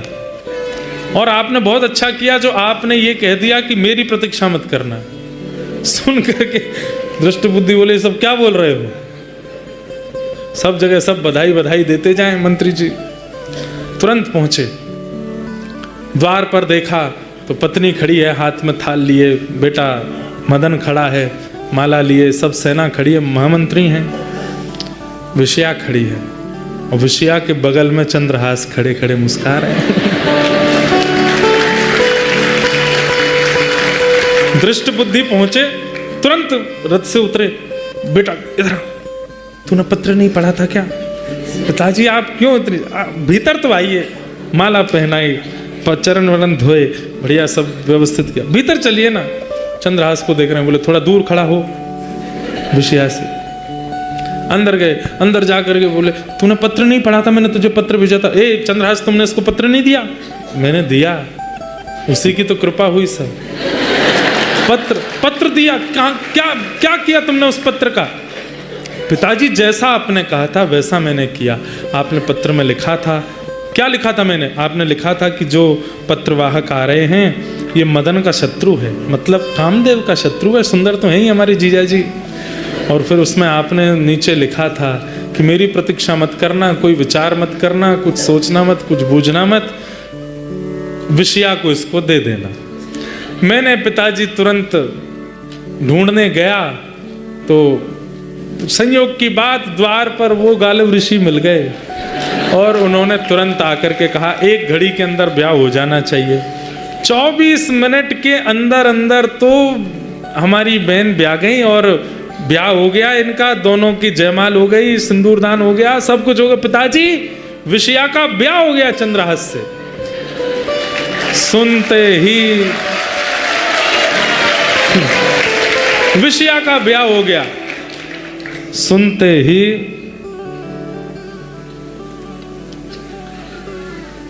रोने लगे, ये क्या हो गया? मैंने कितना प्रयास किया था बचाने का। अरे मूर्ख, ये तूने क्या कर दिया?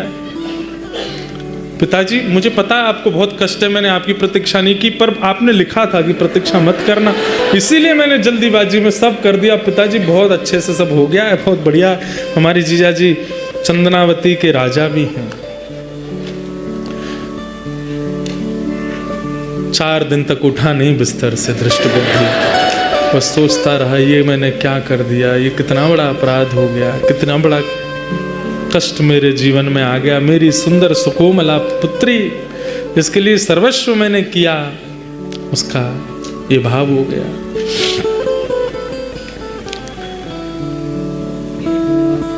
बहुत अच्छा है, अच्छा है, पति मिल गया हमारी बेटी को, करेंगे कुछ ना कुछ प्रयास।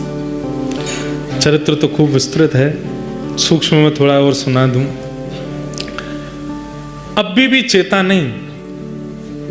अब मतलब ये सोचिए कि इतना अपने ऊपर बात लिया है, जिस पुत्री के लिए सुयोग वर ढूंढने के लिए इसने हजारों योजनाएं बना रखी थी, उस पुत्री के लिए अब ये तक विचार करने पर आ गया कि विधवा हो जाए चलेगा, लेकिन दासी पुत्र मेरे घर में जमाई नहीं बनेगा, इसको मार के रहूंगा।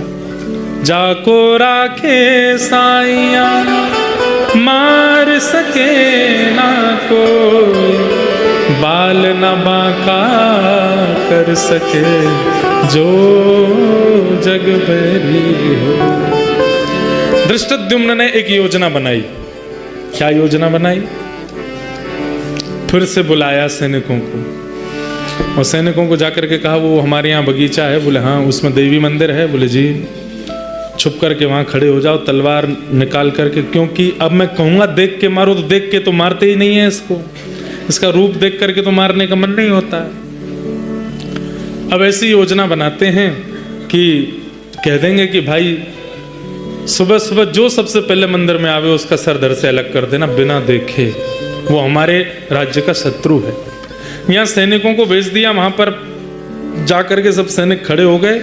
रात्रि में इन्होंने अपने सब परिवारी जनों के साथ बैठ कर के सबसे कहा कि एक योजना बनी है। बोले क्या? हमको एक संत मिले थे जब मैं चंदनावती से आ रहा था, तो उन्होंने कहा है कि तुम्हारे यहाँ जो कुल देवी हैं उनकी पूजा करनी पड़ेगी। किसको? होने वाले जमाई को, और अकेले जाना पड़ेगा, सुबह सुबह भोर में जाना पड़ेगा।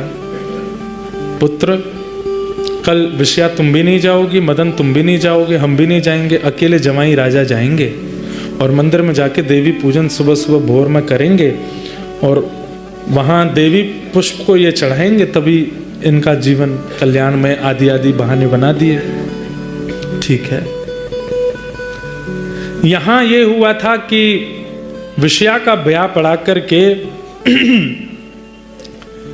गालव ऋषि जब निकल रहे थे अपने गंतव्य की ओर, तो उस समय राजा अटारी पर खड़े थे कुंतलपुर के। उन्होंने देख लिया गालव ऋषि को, तुरंत बुलवाया। बोले कि आप हमारे यहाँ पधारो। पधारे। बोले कि महाराज हमारे राज्य की कुशलता के लिए मुझे कुछ आज्ञा कीजिए, सब मंगल में बना रहे। बोले कल सुबह भोर में सबसे पहले देवी पूजन करने जाओ। राजा को ही आज्ञा कर दी। बोले कल सुबह सुबह चले जाएंगे महाराज। अब यहाँ वही हुआ, यहाँ पर मंत्री जी ने भेज रखे थे अंदर कि जो भी आवे सर धड़ से अलग कर देना। राजा तो इतना उत्साहित था अपने राज्य के कल्याण के लिए कि राजा भोर में ही सबसे पूर्व ही वहाँ अकेले पहुँच गया। आज्ञा करके गए थे अकेले जाना, राज आदि वो सब मत लेके जाना। राजा ने जैसे प्रवेश किया भीतर, सैनिकों ने उसका वध कर दिया।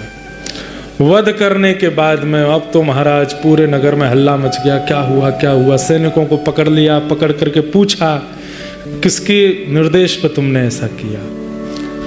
दृष्ट बुद्धि सो करके उठे। बोले कि खबर आ रही होगी। खबर आई कि महाराज राजा पधार गए हमारे नगर के। पूछा अरे राजा कैसे चले? मंत्री हूं मैं तो। बोले कि सुबह सुबह देवी पूजन करने गए थे, वहां पे सर धड़ से अलग कर दिया। सिर पकड़ के बैठे, भगवान ये क्या हो गया? ये तो बहुत बड़ा अनर्थ हो गया। सैनिकों से पूछा गया कैसे मारे गए राजा? किसने कहा था तुमको? इशारा कर दिया दृष्ट बुद्धि। दृष्ट बुद्धि को पकड़ लिया, बंदी बना लिया। क्या करें कैसे करें? हमारा देश तो अब राजविहीन हो गया। मंत्री जी को तो बंधक बना लिया, दृष्ट बुद्धि को। पर सब लोगों ने चंद्रहास जी को जब देखा तो राजा मरे, तो इतने सारे राजा भी वहाँ इकट्ठे हुए। सब लोगों से पूछताछ की गई कि आप लोग क्या विचार करते हैं, कौन राजा होना चाहिए? तब चंद्रहास जी की ओर देख कर के सब लोगों ने उनको चुन लिया और कहा कि यही राजा हमारे कुंतलपुर के होने चाहिए। और वे राजा बने। राजा बनने के बाद में उन्होंने खूब भाव से अपने देश का, अपने नगर का संचालन किया। खूब प्रेम से उन्होंने आनंद के साथ में सबका निर्वहन किया। तत्पश्चात आज अर्जुन के घोड़े उन्होंने हरण कर लिए। नारद जी महाराज कथा सुना रहे हैं और कथा सुनाते हुए कह रहे हैं घोड़े हरण करने का कारण कोई और नहीं है, कारण केवल एक है। इतने वर्ष हो गए ठाकुर जी मिले नहीं हैं। तो अर्जुन के घोड़े हैं ये जानकर के उन्होंने बंदी बना लिए, उन्होंने हरण कर लिए कि ठाकुर जी के मित्र हैं, इनके बहाने ठाकुर जी मिल जाएंगे। अर्जुन अब तुम भी यहाँ हो, ठाकुर जी बगल में हैं। ठाकुर जी का हाथ पकड़ करके वहाँ राजभवन में बैठे हैं। चंद्रहास ठाकुर जी से मिलवा दो। अर्जुन ठाकुर जी का हाथ पकड़ करके लेके गए चंद्रहास राजा के यहाँ, और जैसे ही भवन में प्रवेश किया, आहा नील वर्ण की कांति, गौर वर्ण के अर्जुन अपना हाथ में ठाकुर जी को लेकर के आ रहे हैं। चंद्रहास राज गद्दी पर बैठ करके देखते हैं जैसे ही दृष्टि डालते हैं ठाकुर जी को देख करके आनंदित हो जाते हैं, चरणों में लिपट जाते हैं, भगवान चंद्रहास को हृदय से लगाते हैं। ये पहली बार ऐसा अनुभव हुआ, कथा सुनकर के भक्त को भगवान के दर्शन हुए, पर कथा सुन के भगवान ठाकुर जी के पास, भक्त के पास गए हैं। ऐसे भक्त चंद्रहास को हम बारंबार प्रणाम करते हैं। बोलो भक्त वत्सल भगवान की, श्री गिरिराज धरण की जय, श्याम सुंदर श्री यमुने महारानी की जय, प्यारे गिरधर लाल की जय, पूछरी के लौटा की हुक हुक प्यार। ये बहुत बढ़िया। श्री दंडी स्वामी जी महाराज की, सिद्ध पीठ की। खूब भाव से आज यह चरित्र पूर्ण हुआ। अभी कम से कम 2 दिन का चरित्र और है, और भी कई लीलाएं बीच में हैं मधुर मधुर। इतनी जल्दी राजा पदवी पर नहीं बैठे, और भी बीच में कई योजनाएं बनाई थी, उन सबको हमने प्रणाम मात्र किया है। श्री दंडी स्वामी महाराज जी के चरणों में यहाँ सेवा करने के लिए आने का मुझे अवसर मिला, ये मेरा परम सौभाग्य है। हमारे मंदिर के जितने भी सेवा अधिकारी हैं, सेवा करने वाले जितने भी वैष्णव हैं, सबको हम अपने हृदय से प्रणाम करते हैं। आपने ये कृपा की।